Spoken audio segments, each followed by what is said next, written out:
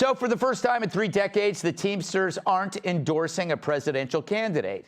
Jimmy Hoffa is turning over in his grave, which is really going to mess with the foundation of Hillary's house. True, with the exception of 1996, the Teamsters have endorsed the Democrat in every election since '92. Bill Clinton, Gore, John Kerry, Obama, Hillary, Joe Biden. Even without Hillary, that's a real murderer's row. The last Republican the Teamsters endorsed was the first George Bush. That's just how much Michael Dukakis sucked. How ironic, they were in the tank for every Dem except the Dem in the tank. Silence. But ever since then, the Union has been in the Democratic Party's pocket since Hillary stopped having sex. Oh. That's like decades. Yeah. But like a high school yearbook photo of Leah Thomas, things have changed. Now they're staying away from the Democratic Party like it's a bathroom just used by Andrea Mitchell. Oh. Kamala losing the Union endorsement is like P. Diddy running out of baby oil. There's a whole lot of friction ahead.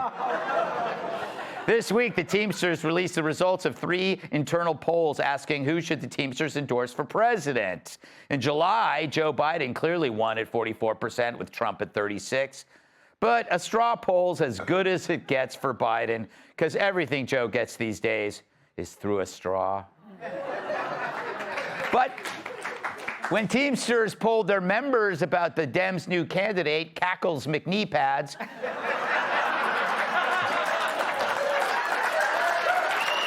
terrible. That's a pretty good nickname.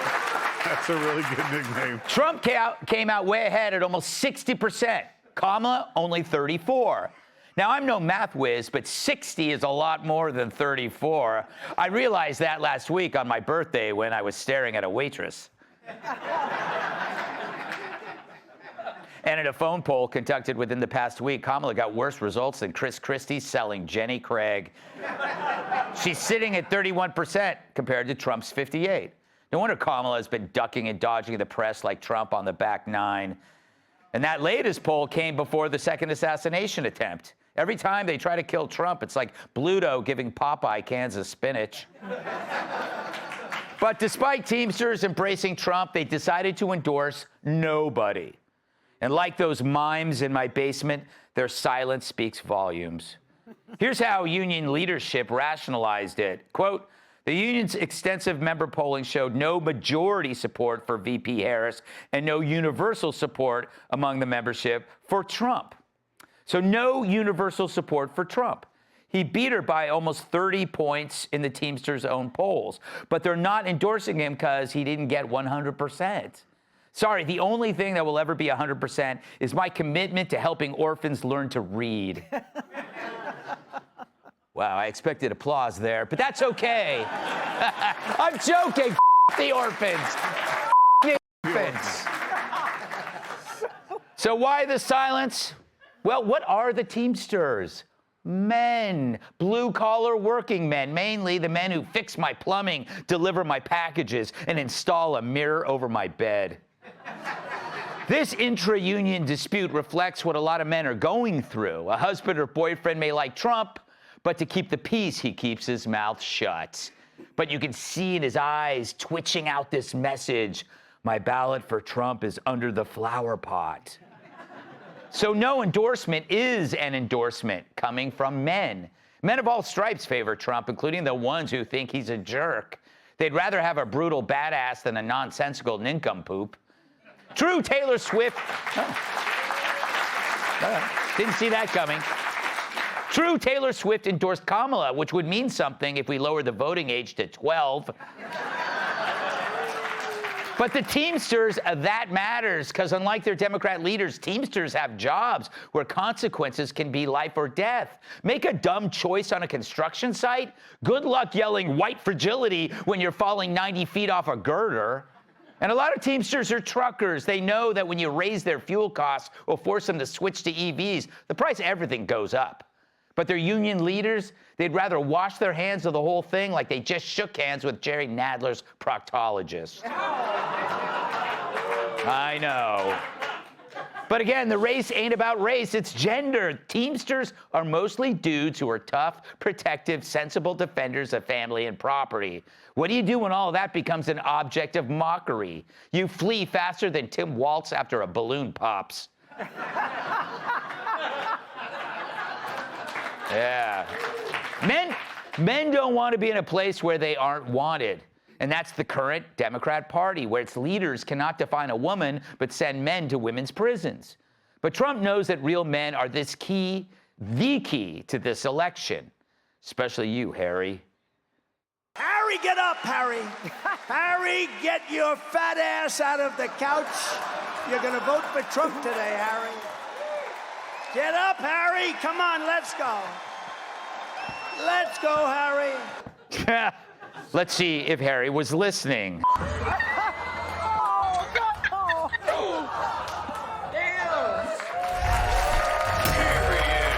Let's welcome tonight's guests. Unlike the software, this Norton gives you viruses. Comedian Jim Norton. She's interviewed jocks when they're wearing nothing but socks. Former NFL sideline reporter Michelle Tafoya. She's got a national bestseller, but you wouldn't want to smell her. New York Times bestselling author. I'll take it. And if he takes you to the mat, you're gonna go splat. New York Times bestselling author, comedian, and former NWA world champion.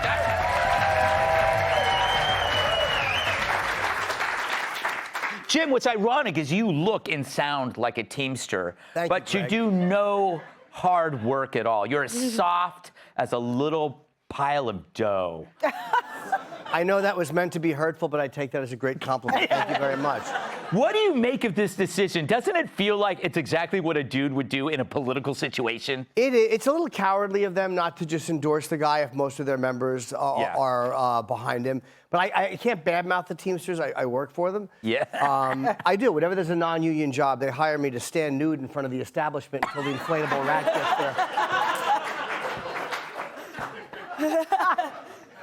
But yeah, it's a little mushy to not just come out and endorse the guy if all the members want to endorse him. It's just, you know, I guess there's a lot of members that vehemently object. Yeah, I just feel, I don't know, Michelle, it feels like this is an endorsement. It's like going to Trump. Yeah. Do you know how many guys are doing that right now? Well, this is what I was going to say. Before they even made the announcement whether or not they were going to endorse, right?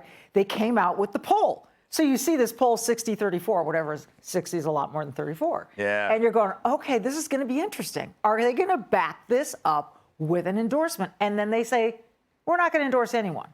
So it makes you wonder how many organizations there are across America, whatever kind of organization it is saying, no, we're not endorsing or we're endorsing Kamala, when the vast majority of their rank and file or their membership is actually supportive of Trump. And they just can't say it because it's too controversial or it's not within the narrative that you want it to be. It's not politically correct. I don't know. Unions with dudes are more Trump. Unions with women, like the teachers' unions, Right. are going to be that's a whole different animal. animal. Be for Kamala. Kat, are you surprised that the Teamsters are for Trump? Well, I follow this very closely. I know you do. You were once a Teamster, weren't you? But that had a different definition where you were from. So, honestly, here's the thing. Is this not maybe better for Trump? Kind of. Because I think he really likes to go out there and say, look what they're trying to me over, basically. Yeah. You know, not maybe he doesn't use the F word ever. But, he because it's hard. As I've said this before, he's a very rich man. He's a very influential man, but he gets to sometimes say, look at how I'm a victim because of the way people treat him. Nobody that rich and that influential should ever get to play the victim role. But stuff like this, he gets to also do that. He says, look at this poll. They're not endorsing me. Someone's against me. You just gave him a new 15 for his next rally. Yeah. No, it's true. It's like it goes, I got the rank and file. It's the elites. Right. It's the elites that are protecting me. Do you think I'm overstating the gender thing? Because I do. I just feel, I don't know how you're voting, Jim. And frankly, I don't know if you are a male or a female. But no, kidding. But I don't know any dudes that are voting for Kamala. And well, hold on. Let me protect. Before you get a lot of married men in a lot of trouble, I'm asking just to stop. Because in a house where the wife is a Democrat, every man is a Democrat, 363 days out the year. Yeah. That's why you vote alone. But